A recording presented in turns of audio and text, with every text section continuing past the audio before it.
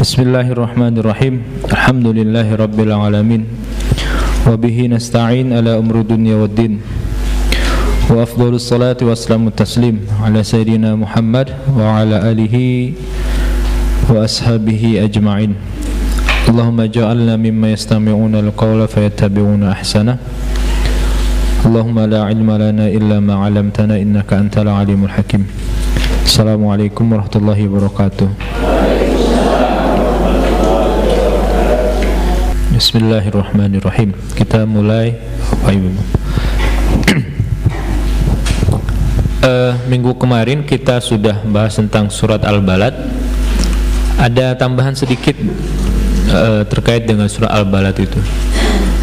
Al-Balad itu artinya negeri ya. Itu. Nah,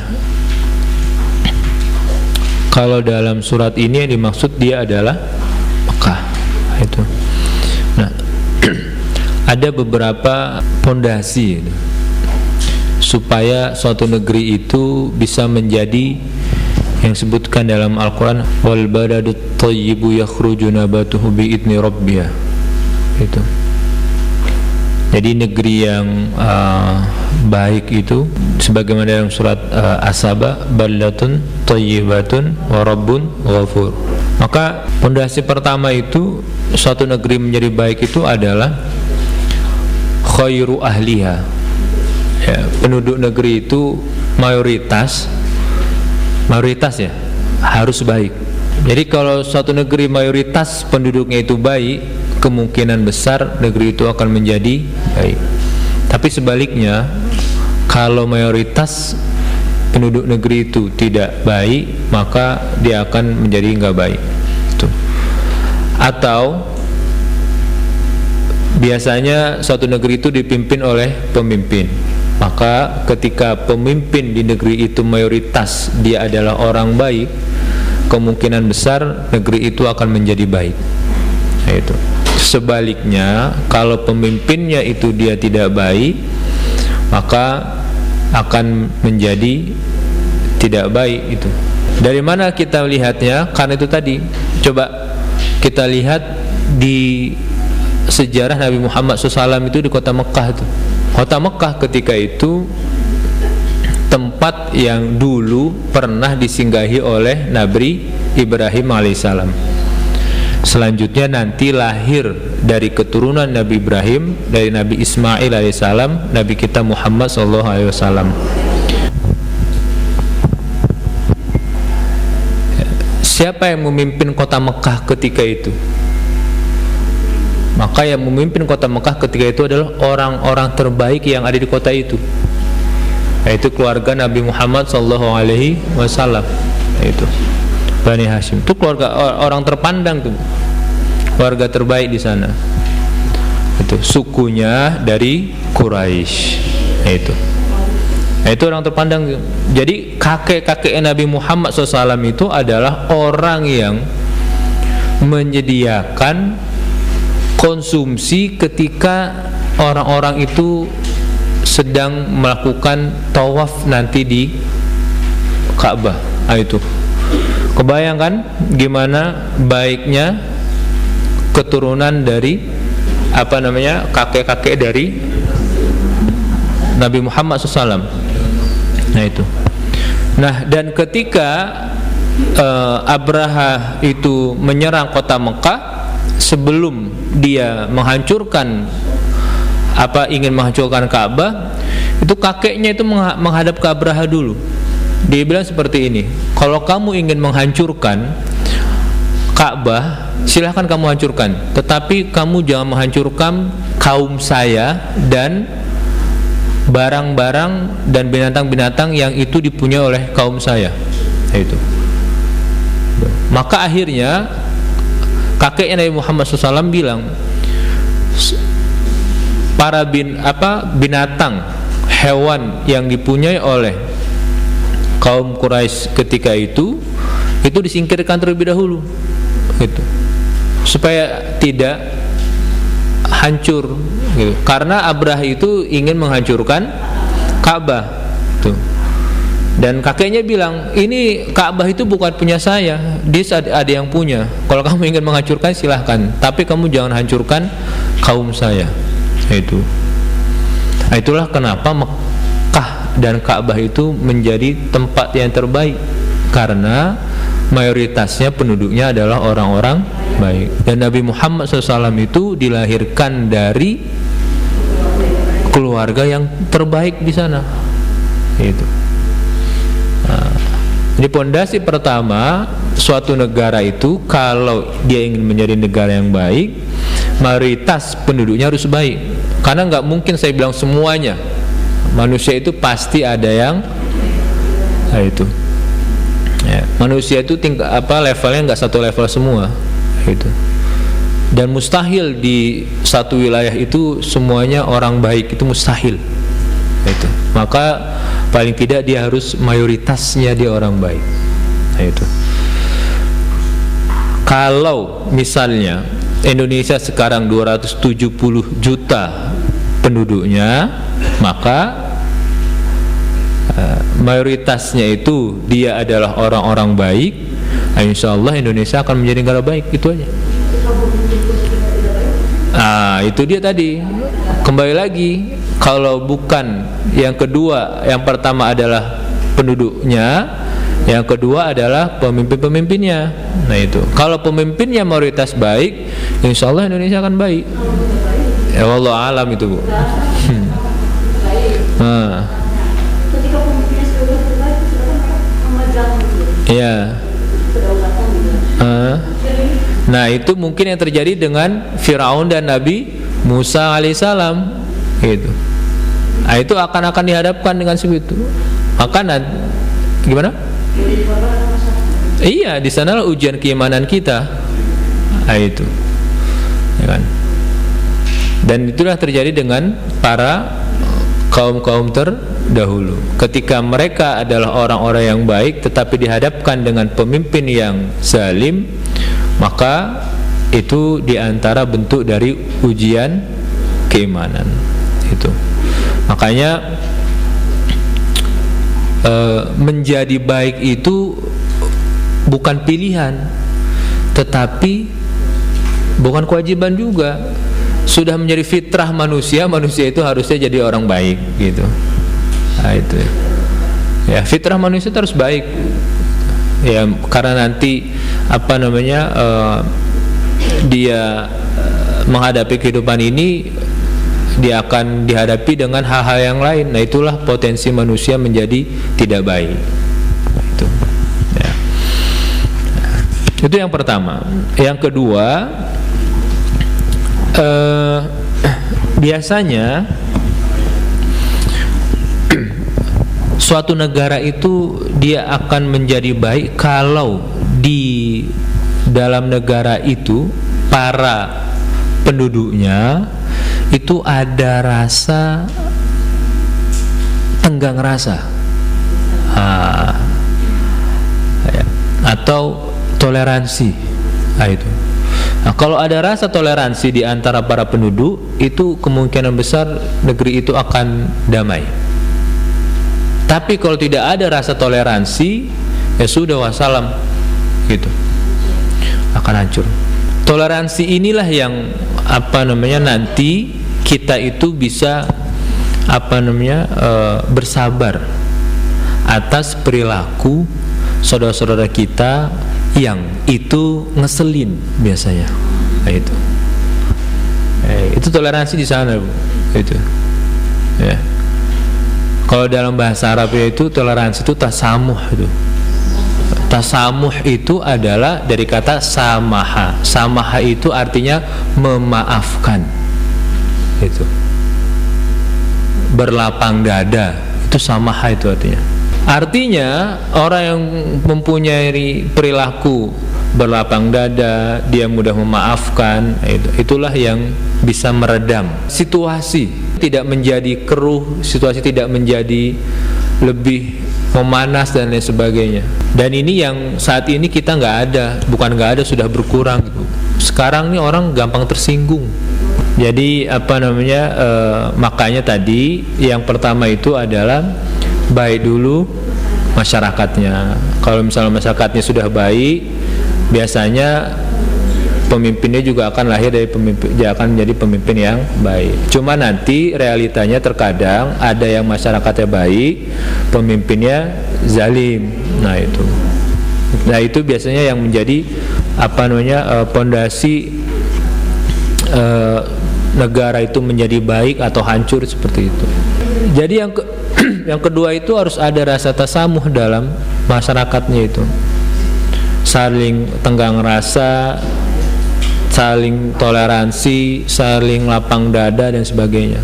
Kita sekarang ini nggak tahu ya kenapa kok sekarang ini orang tuh susah untuk bukan memaafkan itu memang perkara yang sudah sangat sulit gitu, bukan susah untuk memaklumi orang lain itu susah gitu.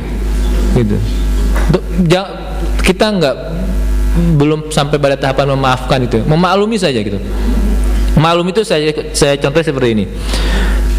Di jalan gitu ya, di jalan misalnya bapak ibu bawa kendaraan entah motor atau mobil, tiba-tiba disalip tuh. Nah itu kita tuh kadang-kadang kalau misalnya tidak memaklumi perilaku dia itu, kita jengkel, kesel sendiri gitu.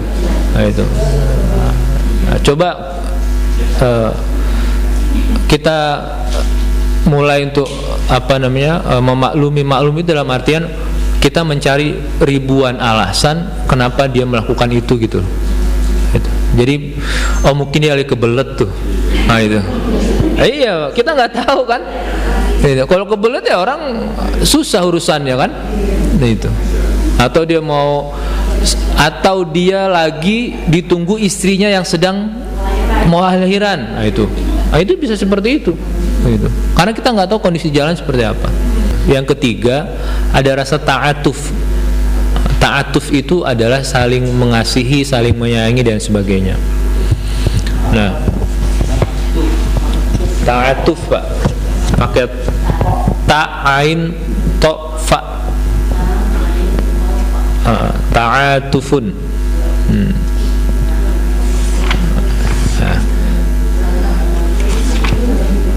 Ta'atuf itu saling mengasihi, saling menyayangi itu. Nah, di mana dalam Al-Balad itu? Ya itu tadi. Bahwa dalam Al-Balad itu falak tahamal aqobah, wa ma adraka mal aqobah, fakku raqobah, au it'amun fi yaumin zi masghobah. Itu kan ayat-ayat yang berkaitan dengan bagaimana kita saling mengasihi antara satu dengan yang lain. Nah ini 4 hal, berapa? 1, 2, 3 hal. Kalau ini ada dalam satu negeri, biasanya negeri itu akan menjadi baldatun thayyibatun wa rabbun ghafur. Mayoritas pelakunya, mayoritas penduduknya berperilaku seperti ini, dia akan melahirkan negeri yang aman, damai, sentosa dan sebagainya. Mayoritas, karena mustahil semuanya gitu. Dan keimanan kita itu kan sebenarnya antara mayoritas dan minoritas itu. Mayoritas itu dalam artian mayoritas kebaikannya atau minoritas keburukannya, atau sebaliknya minoritas keburukannya minoritas kebaikannya, mayoritas keburukannya. Itu keimanan juga seperti itu. Maka iman itu yazid wa yanqus. Iman itu kadang-kadang dalam posisi full, berarti maksudnya adalah keburukannya dikit, dia minimal itu. Dia dibandingkan dengan ketakwaan itu minimal. Yang kus itu kenapa? Karena maksiatnya itu lebih dominan dibandingkan amal solehnya. Itu yang menjadi iman itu berkurang. Maka kalau dalam satu masyarakat kecil mayoritas penduduknya baik, itu sudah bisa dipastikan biasanya aman daerah itu. Maka kalau lebih kita tarik lagi lebih kecil lagi, keluarga, kalau mayoritas anggota keluarga itu baik, biasanya keluarga itu baik. Kenapa? Karena biasa dalam satu keluarga ada yang Ada aja tuh yang kayak gitu. Iya, maka mayoritas itu artinya apa? Nanti dia yang tidak baik itu akan terpengaruh oleh yang baik. Nah, itu yang pertama. Yang kedua, ada beberapa ciri-ciri negara itu akan hancur. Nah, itu. Jadi pertama, pondasi negara baik itu penduduknya mayoritas baik. Lalu ada rasa tenggang rasa lapang dada, dan ada rasa untuk saling mengasihi dan menyayangi. Nah, yang kedua adalah ciri-ciri negara itu akan hancur. Yang pertama, naz'ul khairi baina ahliya. Kalau di antara penduduknya itu sudah tidak ada kebaikan. Itu. Kalau di antara penduduknya itu sudah tidak ada kebaikan, maka biasanya negeri itu akan hancur peradabannya. Artinya minoritas orang baik menjadi minoritas. Mayoritasnya dia adalah orang buruk dan sebagainya. Itu. Jadi peradaban manapun, kalau orang baik menjadi minoritas, ya biasanya dia akan hancur. Gitu ya. Makanya keburukan atau kejahatan yang diorganisasi dengan baik itu akan mengalahkan kebaikan yang tanpa organisasi. Maka kebaikan itu perlu diorganisasikan. Nah, itu. Kenapa? Karena dia akan dikalahkan oleh keburukan yang terorganisir itu. Maka dalam Al-Quran, kam min fi'atin qalilatin ghalabat fi'atan katsiratan biidznillah. Gitu. Banyak orang-orang yang minoritas dia menang. Gitu. Kenapa? Karena terorganisir. Dan para sahabat dulu ketika jihad, lawannya kan bukan satu lawan satu. 1:5, 1:10, itu. 1000 lawannya 10.000. Kalau terorganisir dengan baik, dia akan bisa mengalahkan. Gitu. Sebaliknya, kalau kebaikan tidak diorganisir, ya dia akan, dampaknya akan berkurang, dampaknya akan dikit. Gitu. Nah, contoh sederhana, ibu-ibu kalau misalnya sekarang kan udah banyak nasi Jumat itu. Karena nasi Jumat kalau hanya satu orang kan dampaknya kan sedikit, gitu. Tapi kalau 10 orang itu digabung, ya kan, nah itu dampaknya akan lebih banyak, gitu. Nah, negara yang hancur itu biasanya seperti itu. Kebaikan menjadi minoritas. Yang kedua, yang menjadi ciri negara itu akan hancur, biasanya penduduknya itu ada sifat ananiyah. Ananiyah itu egois. Kalau sudah ada rasa egoisme, tidak mau peduli dengan orang lain, ya sudah, wassalam deh. Yang ketiga, yang terakhir, at-tadabur. Tadabur itu saling membelakangi. Artinya apa? Kalau saling membelakangi itu tidak saling mendukung, tadabur. Maka dalam hadis itu, wala tadabaru, janganlah kalian tuh saling membelakangi antara satu dengan lain. Membelakangi maksudnya gimana? Bukan mentolak belakang.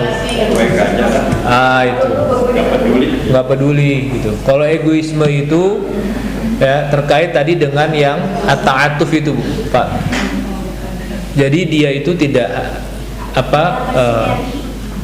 bisa tidak bersinergi, tadabur itu.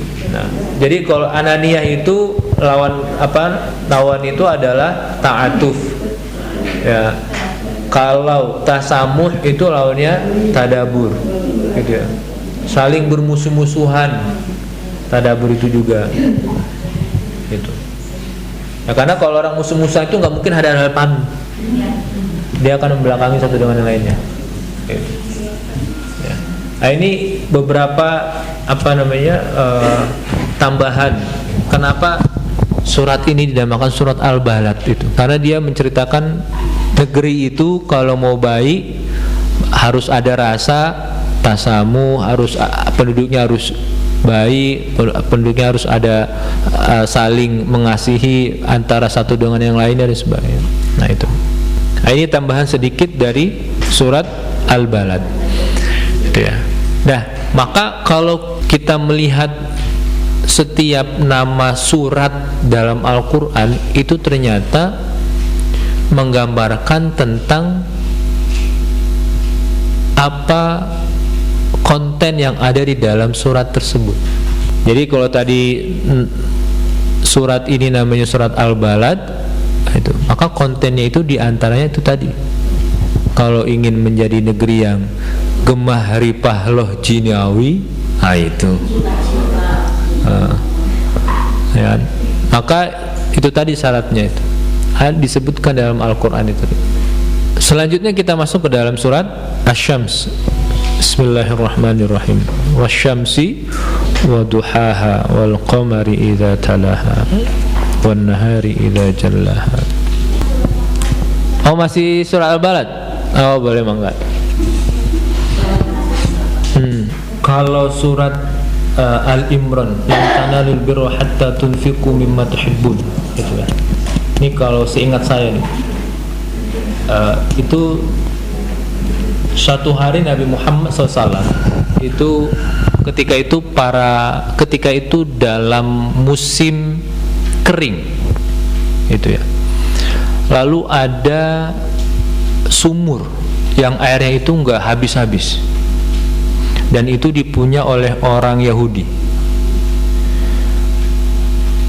Utsman, seorang negosiator dan pedagang ulung, datang ke punya sumur itu, bilang, boleh nggak kalau sumur ini saya beli?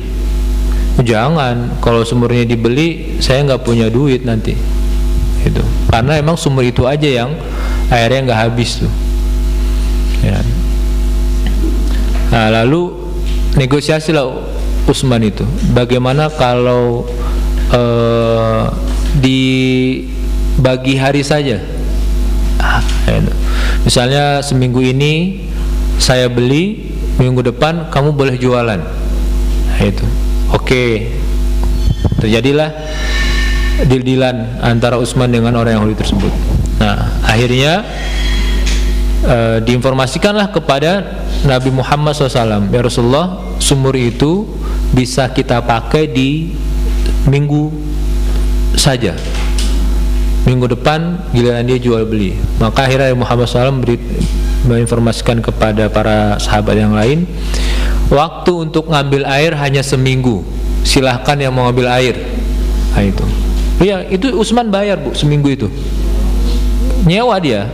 Jadi kamu mau berapa seminggu, misalnya 1 M, ya udah saya bayar 1 M seminggu itu. Nah, itu, dan itu terus seperti itu. Maka diinformasikan waktu itu hanya seminggu. Nah, minggu depan ada nggak yang beli air ke orang-orang Yahudi itu?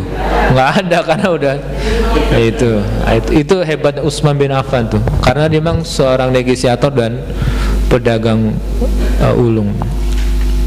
Akhirnya orang Yahudi ini datang ke Utsman, udahlah kalau gitu bayarin aja. Nah, itu akhirnya dibeli semua sama Utsman. Maka Utsman bilang, Rasulullah, sumur ini saya wakafkan untuk orang-orang muslim.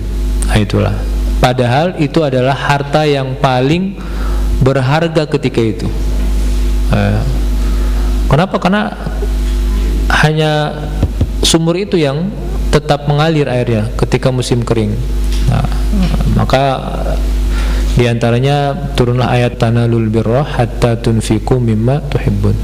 Artinya keimanan kita itu belum sampai derajat sempurna, gitu. Belum sampai derajat sempurna. Sampai kapan? Sampai kita merelakan sesuatu yang itu kita paling untuk diapakan? Bukan hanya diinfakkan, untuk direlakan. Itu. Anak itu sekarang adalah bukan titipan, Bukan amanah juga. Apa dong? Ya keturunan, namanya juga anak Pak, masih bukan keturunan. Anak itu adalah sesuatu yang paling kita sayangi, itu, ya kan? Itu mungkin bapak-bapak dulu waktu masih muda bilang saya rela gitu mengorbankan jiwa raga untuk anak, kan gitu. Pret. Kenapa ibu kok pret, bu?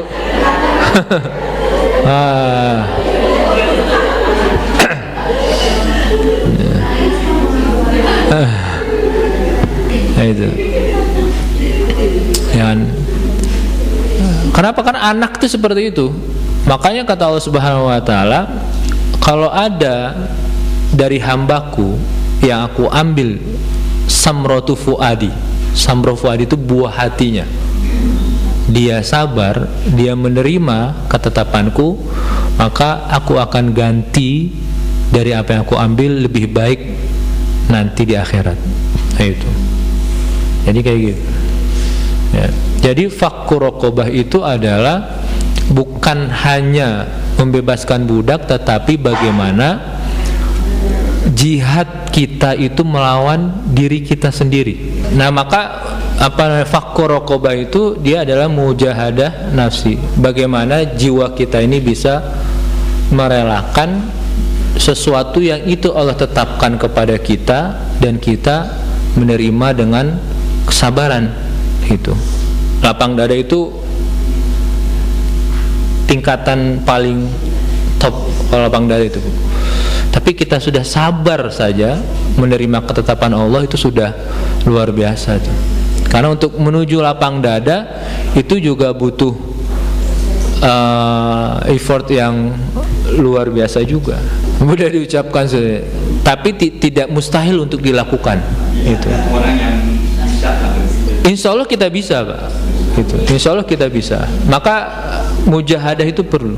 Ya, kalau kata kalau dalam terminologi tasawuf itu disebut dengan riadoh, olahraga, mengolahragakan batin. Gitu. Jadi kita sering mengolahragakan fisik kita, tapi kita jarang mengolahragakan batin kita. Itu maka perlu adanya mengolah rasa. Itu ya Ibu, mudah-mudahan terjawab. Kita lanjut ke dalam surat Asy-Syams. Asy-Syams ini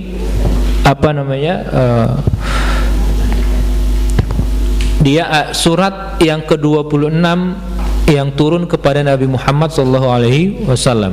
Turun setelah surat Al-Qadr, Inna anzalnahu fi lailatul qadar, dan surat Al-Buruj, was-sama'i dzatil buruj.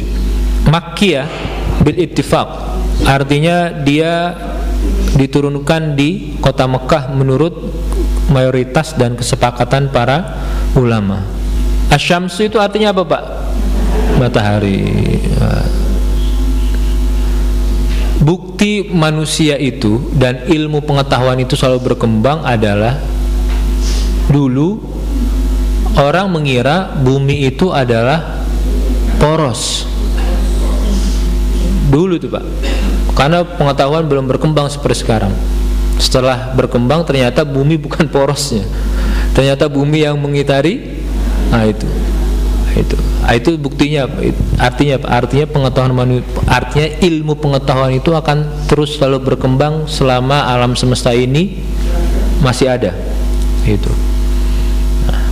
Maka firman Allah Subhanahu wa taala, wa ma utitum minal ilmi illa qalila, itu benar. Jadi yang dianugerahkan kepada manusia berupa ilmu itu hanya sedikit saja dari agungnya alam semesta ini. Kalaupun nanti ada hadis-hadis yang menyatakan bahwasannya bulan itu dulunya pernah terbelah dan sebagainya, dan itu belum bisa dibuktikan secara ilmiah pada saat ini, itu bukan menunjukkan bulan itu tidak pernah terbelah. Bisa jadi ilmu pengetahuan yang itu belum sampai ke arah sana. Sama seperti dulu ketika Nabi Muhammad SAW menyampaikan manusia itu berproses ketika diciptakan di dalam perut manusia. Itu belum ada, sekarang sudah ada 4 dimensi ya, udah bisa kelihatan sampai ke dalam-dalam. Kalau dulu belum ada gitu. Informasinya dari mana? Ketika Al-Quran menyebutkan manusia itu diciptakan dari khalaqal insana min 'alaq, itu kan. Itu kan baru ketahuan di belakang-belakang saja itu. Setelah muncul ilmu pengetahuan terkait dengan kedokteran dan lain sebagainya. Gitu kan. Tapi Al-Quran sudah menginformasikan manusia itu pertama kali berproses diciptakan adalah dari alaq itu, ya kan? Alaq itu ya bukan segumpal darah, Pak. Dia itu, alaq itu adalah sesuatu yang tersangkut. Itu alaq itu. Alaq itu nempel itu. Ya, dan sekarang itu terbukti. Ya, ternyata yang menyangkut itulah yang akan menjadi sumber nanti manusia akan ada di dalam perut ibunya itu. Ya, itu kan berkembang ilmu pengetahuan seperti itu. Nah, maka kalau ada hadis yang menyebutkan dulu bulan itu pernah terbelah. Ada teori-teori ternyata bulan itu terbelah, kenapa ada yang menyatakan penyusutan dan sebagainya. Dan itu belum sampai kebenarannya 100%. Kenapa? Karena masih akan terus berkembang itu. Nah, asyamsu itu matahari, ya kan? Itu diantara sedikit ya ciptaan Allah Subhanahu wa taala yang dia menjadi sumber kehidupan buat manusia. Ya, matahari itu. Ya. Kalau nggak ada matahari susah gitu, Pak, untuk hidup nih, gitu. Ya. Karena kenapa? Karena matahari itu memberikan energi, lalu nanti di sana ada proses. Kalau kita dulu belajar, nah itu biologi, ada fotosintesis dan lain sebagainya, itu kan bersumber dari matahari semuanya. Itu baru dari sebagian kecil yang Allah ciptakan di alam semesta ini. Itu. Dan kalau dulu atom adalah bilangan paling kecil, ternyata sekarang ada yang lebih kecil lagi daripada atom. Nah itu. Kenapa? Karena itu tadi ilmu pengetahuan akan selalu terus berkembang. Nah itu. Nah, asyams itu ya, matahari yang menurut kita itu dia besar, ternyata kalau dibandingkan dengan yang lain nggak ada apa-apanya ternyata matahari itu.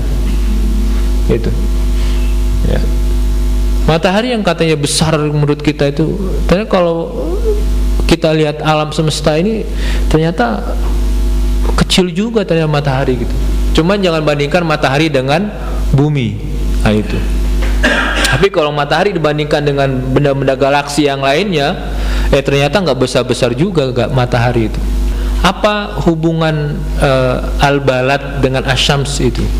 Nah, hubungannya itu pertama dari segi kontennya, isinya, surat al-balad itu ya, menjelaskan tentang ashabul maimanah wa ashabul masy'amah. Itu. Ashabul maimanah itu adalah orang-orang yang takwa, orang-orang soleh. Ashabul masy'amah adalah orang-orang yang kafir dan sejenisnya itu. Tetapi nanti di surat Asy-Syams itu dijelaskan bagaimana orang-orang itu bisa menjadi ashabul masy'amah dan bagaimana orang-orang bisa menjadi ashabul maimanah. Maka dalam surah Asy-Syams itu disebutkan qad aflaha man zakkaha. Itu. Maka qad aflaha man zakkaha ini adalah nanti orang-orang yang masuk kepada ashabul maimanah. Wa qad khaba man dassaha, nanti kemudian hari mereka adalah orang-orang yang akan masuk ke dalam ashabul masy'amah. Itu yang pertama.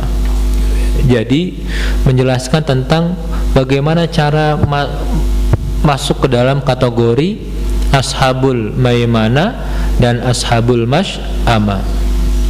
Gitu. Apa yang kita lakukan untuk masuk ke dalam kategori ashabul maimanah? Yaitu zakah, yaitu orang-orang yang zakat. Zakat itu apa, Pak? Mensucikan, membersihkan, itu. Jadi beruntung orang-orang yang zakah, yang selalu mau melihat ke dalam dirinya untuk membersihkan jiwanya. Jadi dia nggak memperhatikan orang lain dulu, enggak. Dia memperhatikan dirinya dulu. Itu. Ini udah benar belum saya nih? Sudah benar-benar ikhlas karena Allah atau masih ada embel-embel yang lainnya? Itu. Kalau sudah benar-benar ikhlas karena Allah Subhanahu wa taala, berapa lama saya akan bertahan dalam keikhlasan saya itu? Itu. Nah, itu nanti yang akan masuk ke dalam ashabul maimanah. Itu ya. Berapa lama kita akan kira-kira bertahan dalam keikhlasan? Berapa lama kita akan istiqomah itu? Nah, itu orang-orang ashabul maimanah seperti itu. Ya, orang yang zakah, selalu berupaya untuk mensucikan, mengoreksi dan lain sebagainya. Nah, kalau sudah seperti ini, maka biasanya tidak akan ada kepikiran orang lain tuh. Ngeliat orang ngeliat orang melakukan maksiat dan lain sebagainya, itu nggak akan ada dalam hatinya rasa lebih hebat dibandingkan, enggak ada. Justru ada yang ada malah mendoakannya. Ya Allah, mudah-mudahan dia diberi petunjuk dan lain sebagainya tuh. Nabi Muhammad kan juga kayak gitu. Nggak pernah Nabi Muhammad itu melihat hal yang negatif, meskipun itu adalah suatu hal yang negatif. Meskipun dia melihat sesuatu yang negatif dan itu dilihat para sahabat ada hal yang negatif, beliau nggak pernah melihat itu negatif. Ada orang yang tiba-tiba datang kepada Nabi Muhammad SAW, laki-laki, ya Rasulullah, saya mau zinah nih. Ini kalau menurut ibu-ibu apa gimana? Enak aja sih. Kalau gitu, besar bejat, wah itu kalau kita tuh. Nabi Muhammad enggak. Itu sahabat ketika ada orang datang pemuda, laki-laki gitu, gagah, dia bilang, Rasulullah, saya mau zina, gimana? Boleh enggak? Gitu. Sahabat udah yang tak, para sahabat-sahabat yang tahu udah orang gitu, udah gregetan gitu. Tapi Nabi Muhammad enggak pernah melihat hal itu sebagai sebuah hal yang negatif. Beliau langsung melihat kondisi psikologi orang tersebut. Dia masih muda, gagah, belum menikah. Wajar kalau dia mau zina. Itu. Bapak-bapak mau zina nggak wajar. Kenapa? Karena ada pelampiasannya. Nah, itu. Maka beliau akhirnya ngajak orang itu ngobrol. Coba sini kita ngobrol. Itu. Kira-kira kalau misalnya ada orang lain dia berzina dengan ibumu, gimana responmu? Saya marah, Rasulullah. Nggak mau ibu saya digituin. Orang juga nggak mau kalau ibunya itu dizinai sama kamu. Kalau itu sama saudara perempuanmu gimana? Saya akan bunuh orang itu. Nah, orang juga kalau nggak mau saudari perempuannya dizinai sama kamu. Itu. Maka akhirnya orang itu sadar, oh gitu, iya begitu. Karena keinginannya yang buruk itu, justru dia mendapatkan kebaikan doa dari Rasulullah SAW. Allahumma hassin farjahu, ya Allah jagalah kemaluannya, wa tahhir qalbahu, dan sucikanlah hatinya. Itu. Siapa yang mau didoain Rasulullah, Bu? Wah, semua. Para sahabat itu kayak, mungkin kalau pemikiran saya, para sahabat tuh iri sama orang ini nih. Gitu. Kenapa? Karena langsung didoain sama Rasulullah. Sahabat juga nggak ada yang mereka tuh jarang untuk mendapatkan doa secara langsung gitu, secara pribadi itu jarang mereka. Gitu. Ini orang yang dia mau zina tapi didoain, dibilangin gitu. Dan itu orang-orang yang zakah itu akan seperti itu. Gitu ya. Dan dia akan masuk ke dalam kategori ashabul maimanah.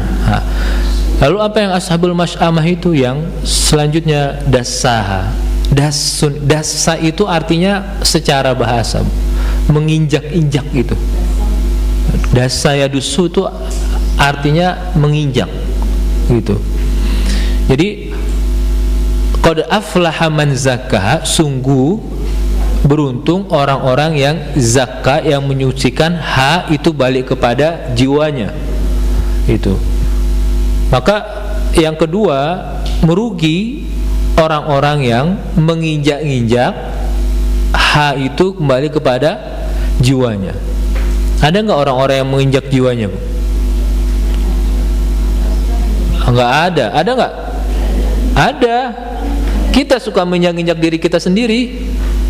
Itu. Bagaimana caranya? Itu tadi.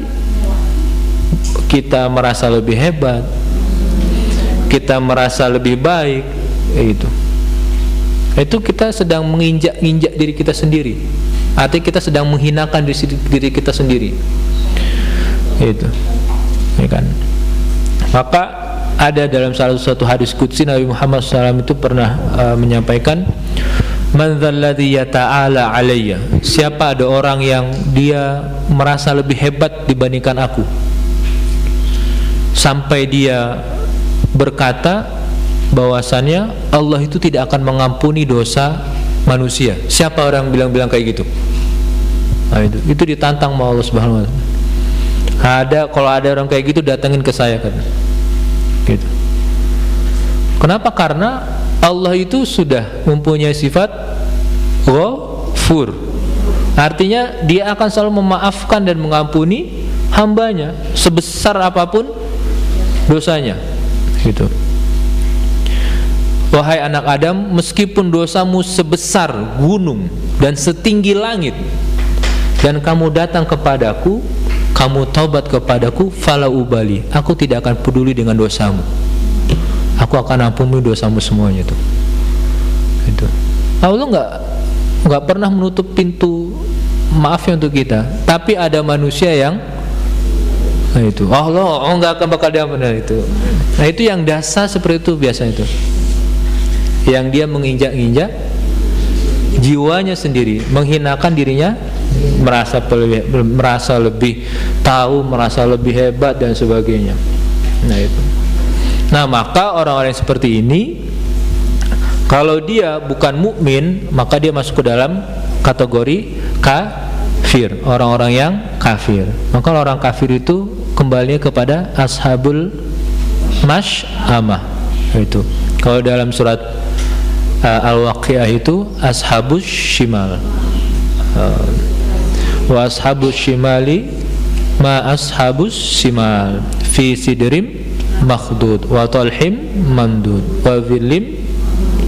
Nah itu ashabu shimal seperti itu, fi samumim wa hamim. Nah itu.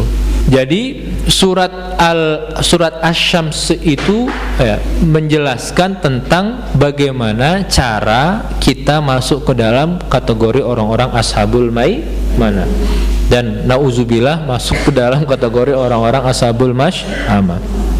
Itu yang pertama. Yang kedua, di dalam surat surat Al-Balad itu Allah Subhanahu wa taala menjelaskan tentang kondisi dan keadaan orang-orang yang kafir di hari kiamat. Ayat. Walladzina kafaru bi ayatina hum ashabul masy'amah. Apa yang mereka dapatkan? Alaihim narum muqsadah.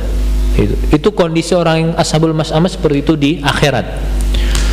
Lalu apakah mereka di dunia mendapatkan ganjaran juga? Ya mereka mendapatkan ganjaran juga apa yang mereka lakukan di dunia. Maka apa yang dalam surah Asy-Syams itu, fakadzabuhu faaqaruha fadamdama alaihim rabbuhum bidzambihim fasawwaha.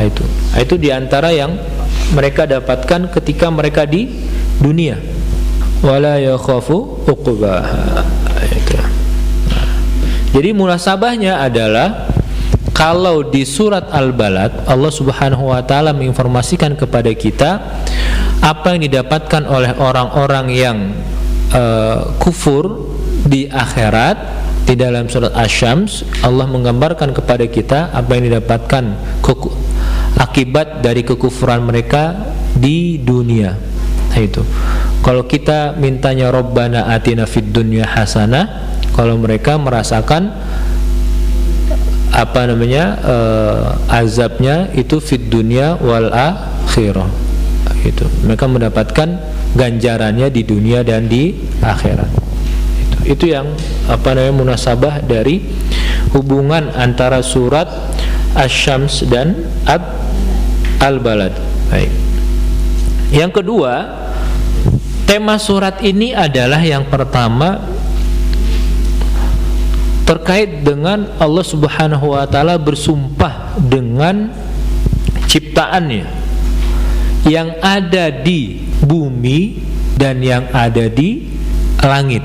Maka di ayat pertama wasyamsi waduhaha wal qamari idza ta wan nahari idza jalla.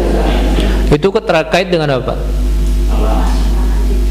Bukan, terkait dengan benda-benda langit semuanya. Asyams, qamar, itu benda-benda langit semuanya. Nah, itu ya. Maka Allah bersumpah dengan benda-benda langit itu. Maka ketika Allah Subhanahu wa taala bersumpah, biasanya ya, makhluknya itu mempunyai keistimewaan. Qamar, bulan, itu ada istimewanya enggak, Pak? Ada enggak keistimewaan daripada bulan itu? Nah, yang pertama wal qamaru qaddarnahu manazil lita'lamu 'adadas sinina wal hisab. Yang pertama, fungsi dari bulan itu adalah untuk dijadikan rujukan penanggalan. Itu. Tanggal 1 dulu belum ada kalender, Pak. Bagaimana mengetahui tanggal 1 awal bulan, tengah bulan dan akhir bulan? Maka dilihat dari bulannya. Kalau awal bulan biasanya bulan sabit. Itu awal bulan tuh. Nanti kalau tengah bulan purnama, itu disebut dengan Al-Badr, bulan purnama. Lailatul Badri itu adalah malam bulan purnama. Akhir bulan itu dalam Yasin, itu dalam surah Yasin disebutkan hatta adakal urjunil qadim. Maka bulan itu akan kembali seperti semula. Urjun itu adalah yang ranting pohon korma yang berbentuk bulan sabit, itu urjun namanya. Maka nanti bulan itu akan kembali kepada posisi semulanya seperti urjun. Nah, itu urjun itu adalah ranting pohon korma yang dia berbentuk bulan sabit. Qadim itu seperti sebelumnya, seperti yang lalu. Nah, itu bulan seperti itu. Maka Allah Subhanahu wa taala bersumpah dengan makhluknya, itu pasti ketika Allah bersumpah dengan makhluknya, maka makhluknya itu biasanya mempunyai keistimewaan. Gitu. Ya. Entah keistimewaannya untuk alam semesta ini, untuk manusia dan lain sebagainya. Itu. Yang kedua, tema dari surat ini adalah berbicara tentang peran manusia dalam membentuk jiwa dan membiasakan jiwa tersebut untuk berperilaku baik. Maka jiwa itu perlu dibentuk. Tahdzibun nafsi itu ada membentuk jiwa kita itu, ya, dan membiasakan untuk berperilaku atau berakhlak yang baik. Gitu ya. Bagaimana cara membentuk jiwa kita? Kalau dalam ayatnya itu tadi qad aflaha man zakkaha, itu cara membentuk jiwa kita itu seperti itu. Bukan hanya dibentuk jiwa kita, tapi juga kita diminta untuk membiasakan jiwa kita untuk berperilaku baik. Gitu. Karena kalau tidak dibiasakan itu sulit. Gitu. Maka perlu pembiasaan. Nah, dibentuk lalu dibiasakan. Kalau itu sudah kita lakukan, kita akan melakukannya tanpa dipinta dan tanpa diperintah. Nah, ketika kita sudah bisa melakukan sesuatu itu dengan secara otomatis, itulah disebut dengan akhlak. Akhlak itu kita melakukan sesuatu tanpa secara otomatis itu. Jadi kalau misalnya kita melihat di jalan ada orang yang butuh pertolongan, lalu kita tolong ya, dengan tanpa dipinta dan sebagainya, itu disebut dengan akhlak tuh. Gitu. Jadi akhlak itu adalah perilaku otomatis yang keluar dari dari perilaku kita itu, dan dia perlu dibiasakan itu. Ya, yang spontan, yang tiba-tiba itu. Nah, itu. Iya perlu, maka perlu pembiasaan, Pak. Nah, itu. Maka kita perlu dibentuk jiwa kita, lalu kita untuk membiasakan untuk hal yang baik-baik gitu ya. Jadi nanti kalau misalnya di rumah ngelihat anak kesel, ngelihat anak-anak buat kesel kita, itu responnya juga harus yang baik-baik gitu ya. Kalau ada orang yang buat baik gitu sama kita, terus biasanya kita bilang gini, ya Allah baik banget, ini orang kalau belum mati jangan dikubur dulu. Nah, itu iya kan? Artinya apa? Artinya mendoakan orang itu supaya terus panjang umur gitu. Dan Nabi Muhammad SAW itu kan beliau dilatih dari awal. Makanya beliau itu dilatih oleh Allah Subhanahu wa taala. Pertama, ayahnya meninggal ketika beliau umur 6 bulan di kandungan. Supaya apa? Supaya orang itu tidak menganggap Nabi Muhammad SAW itu bisa berbuat seperti itu karena dididik oleh ayahnya. Nah itu. Yang kedua, setelah itu beliau lahir, beliau tidak tinggal di kota Mekah, beliau tinggal di perkampungan, gitu. Karena perkampungan itulah yang nanti di sana beliau dididik secara mental dan sebagainya. Gitu. Nah, itu perlu latihan memang, nggak bisa langsung tiba-tiba. Itu. Dan itu skenarionya Allah tuh seperti itu, Pak, kepada Nabi Muhammad. Tetapi kalau kita lihat secara lebih dalam lagi, oh ternyata kenapa Nabi Muhammad itu seperti itu tadi, karena Allah sedang mempersiapkan beliau. Nah, nanti ujiannya juga nggak main-main kan beliau. Nah, itu. Maka karena ujiannya di kemudian hari juga luar biasa, butuh sosok yang mempunyai jiwa raga yang luar biasa. Nah, itu. Dan memang perlu dihati. Allah itu tidak akan menguji hamba melainkan hamba itu mampu. Oke, terus? Oh gitu aja maksudnya? Enggak begitu.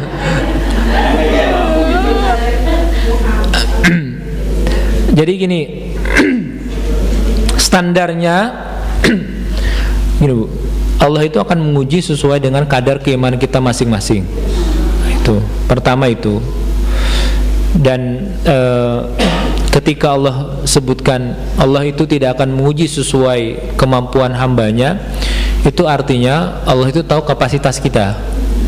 Gitu. Ini untuk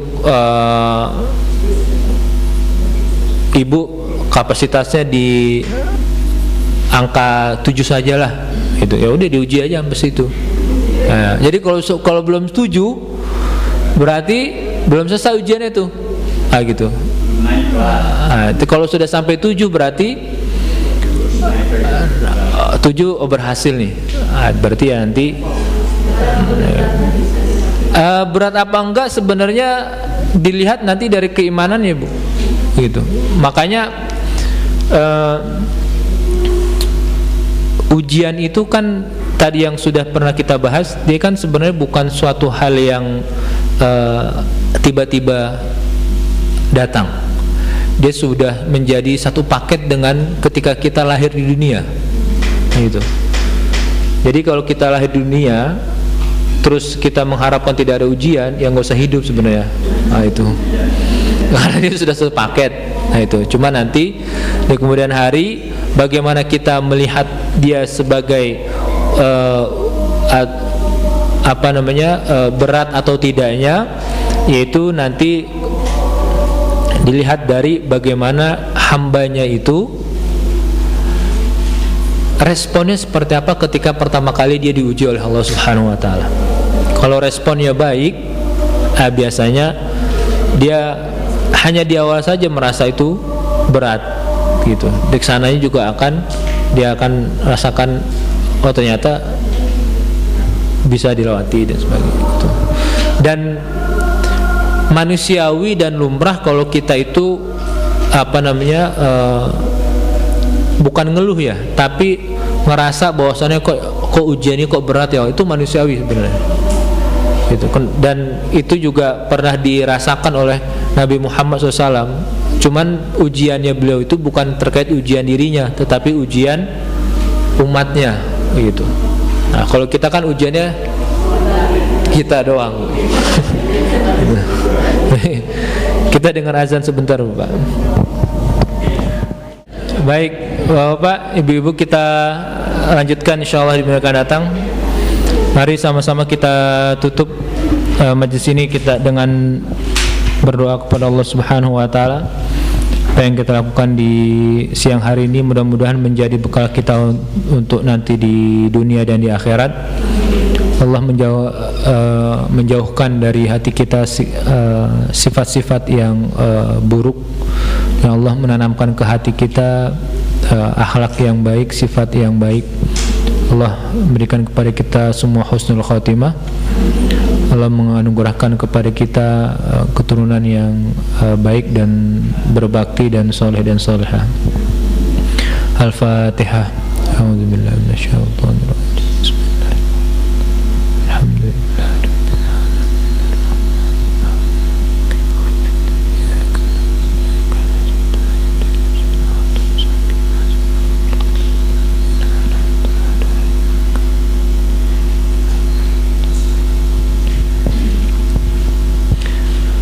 Kita tutup dengan baca alhamdulillahirabbil alamin. Subhanakallahumma bihamdik astaghfiruka wa atubu ilaik.